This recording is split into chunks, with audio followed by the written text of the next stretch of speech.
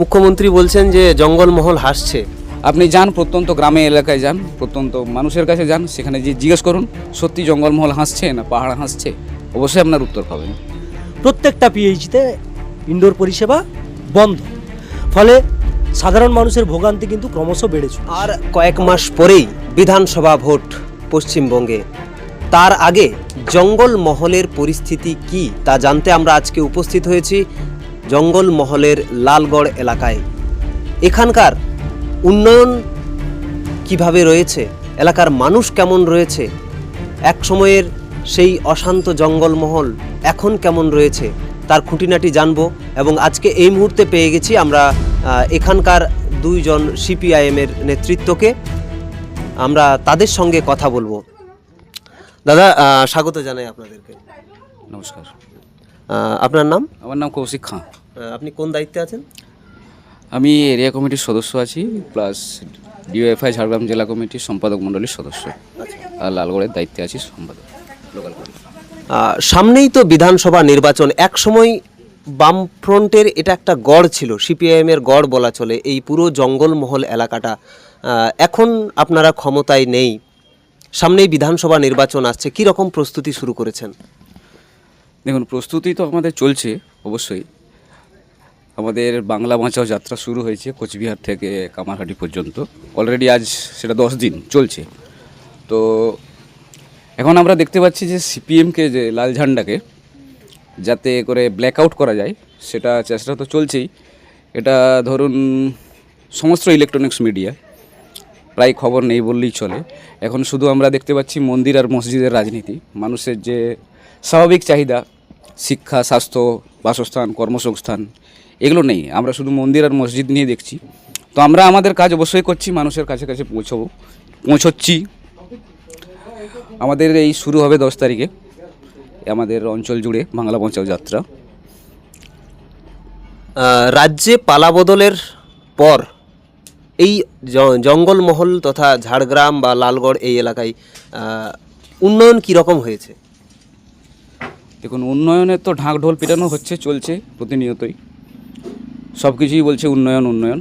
তো উন্নয়ন আমরা যদিও চোখে মানুষের পড়বে কি, আমরা যদি বলি লক্ষ্মীর ভাণ্ডার, সেটা মানুষের প্রাপ্য। তারপরে যদি বলুন রাস্তাঘাট কিছুটা হয়েছে উন্নত, ঠিক আছে, জলের চাহিদা অবশ্যই হয়েছে, মানতে হবে। কিন্তু যে স্বাভাবিক যে মানুষের যে চাহিদা, মানুষের হাতে কাজ নেই। প্রথম কথা, 100 দিনের কাজ বন্ধ বিগত প্রায় 3 বছর। সেই আমাদের সিপিএমের যে গণসংগঠন, ক্ষেতমজুর, কৃষক সভা, তারা লড়াই করে আরও ফিরিয়ে আনছে 100 দিনের কাজ। মানুষের হাতে যে কাজ ছিল না, গরিব মানুষের, প্রান্তিক যে মানুষ। তাহলে উন্নয়ন আমরা কোথায় দেখতে পাচ্ছি? আর মানুষের হাতে তো কাজ নেই। তাহলে কাজ না থাকলে মানুষের হাতে টাকা নেই, আর টাকা না থাকলে উন্নয়নটা আসবে কোথা থেকে? কিন্তু মুখ্যমন্ত্রী বলছেন যে জঙ্গলমহল হাসছে। উনি তো অনেক কিছুই বলেন, জঙ্গলমহল হাসছে, পাহাড় আসছে, আমরা তো দেখতেই পাচ্ছি ওনার কথা। কিন্তু আপনি যান প্রত্যন্ত গ্রামে এলাকায় যান, প্রত্যন্ত মানুষের কাছে যান, সেখানে যে জিজ্ঞেস করুন সত্যি জঙ্গলমহল হাসছে না পাহাড় হাসছে, অবশ্যই আপনার উত্তর পাবেন। এবারের যে সামনে বিধানসভা ভোট, আপনারা কি রকম ফল আশা করছেন এই এলাকা থেকে?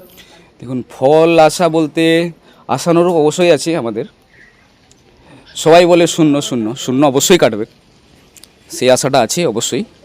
তো এই যে বাইনারিটা আমরা দেখতে পাচ্ছি, এটা সব জায়গায়, আপনি ইলেকট্রনিক্স মিডিয়া বলুন, সোশ্যাল মিডিয়া বলুন, মানে Trinamool BJP, Trinamool BJP, BJP Trinamool, এই যে বাইনারি, এই বাইনারি সৃষ্টি করছে একমাত্র আরএসএসের কাছ থেকে আসছে, আরএসএস থেকেই চলছে।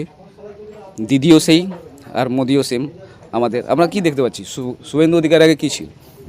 এখানে তৃণমূলের নেতা ছিল পশ্চিমবাংলায়, সে আজকে বিজেপিতে যতগুলো নেতা আছে সবই তো তাই। তাহলে এদের যে বাইনারি, এই বাইনারিটা মানুষ আস্তে আস্তে বুঝতে পারছে, বুঝবে, সেটা অবশ্যই ব্যালট বাক্সে বা ভোট বাক্সে প্রতিফলিত হবে। আপনারা তো ইতিমধ্যেই গ্রামে গ্রামে যেরকম বিগত দিনেও গেছেন, মানুষের সঙ্গে মিশেছেন, এখন সাধারণ মানুষ কি বলছে আপনাদেরকে? সাধারণ মানুষ এখন চাইছে লাল ঝান্ডাকেই চাইছে। তারা অতিষ্ঠ হয়ে গেছে,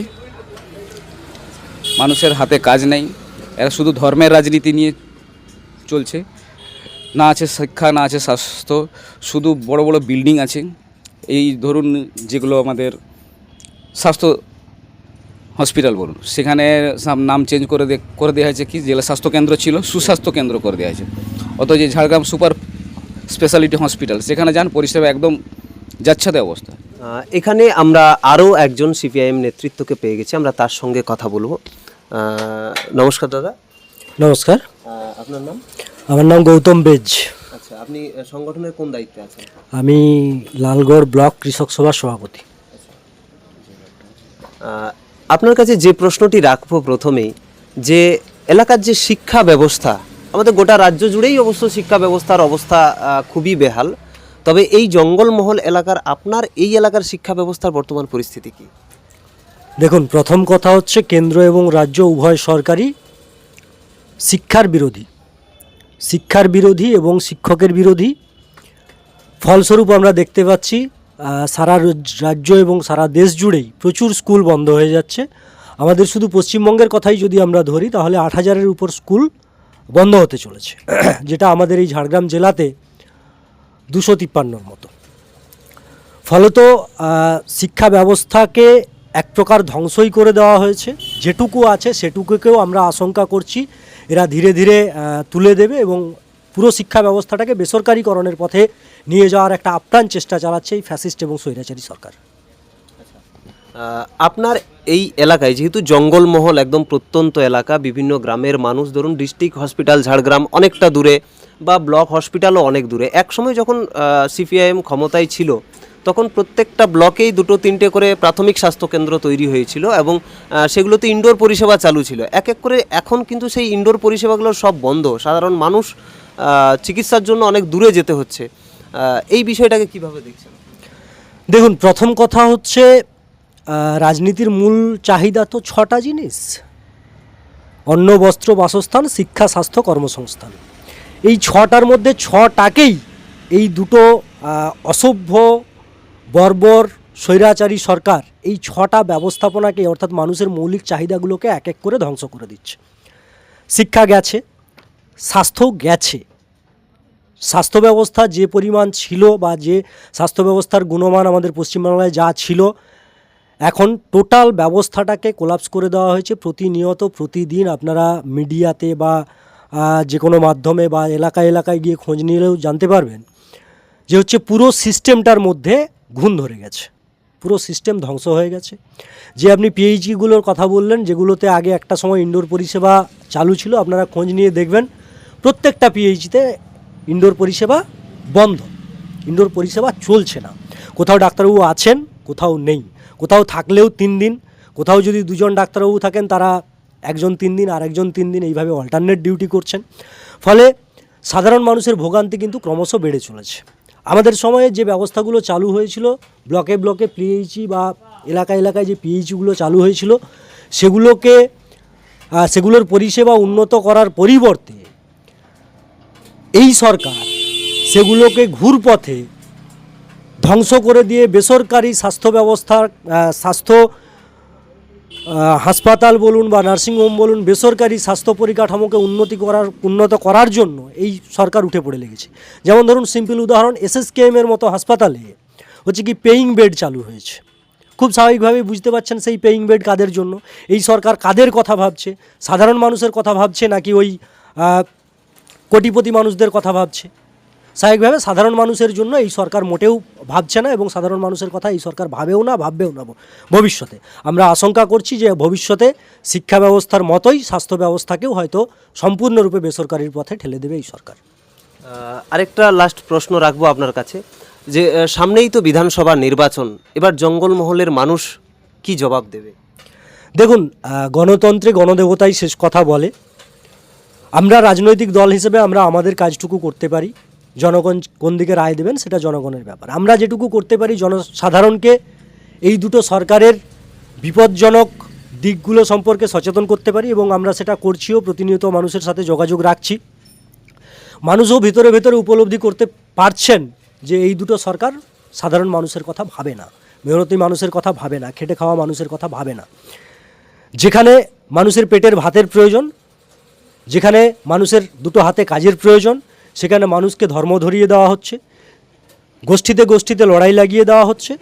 ফলত সাধারণ মানুষের কাছে জীবন জীবিকা নির্বাহ করাটা একটা চরম সংকটের মুখে দাঁড়িয়েছে।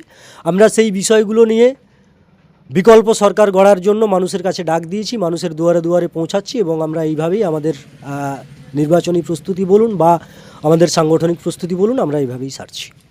জঙ্গলমহলে কি আবার লাল ঝড় উঠবে? দেখুন, জঙ্গলমহলের মানুষ কিন্তু জন্মগতভাবে বামপন্থী।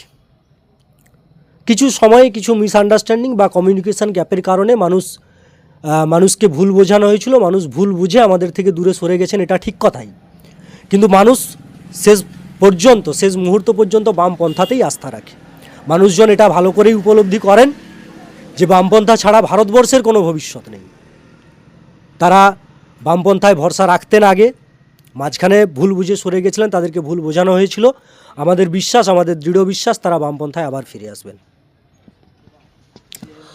আপনারা শুনলেন, এতক্ষণ আমরা কথা বললাম এই যে জঙ্গলমহলের লালগড় এলাকার সিপিআইএম নেতৃত্বদের সঙ্গে।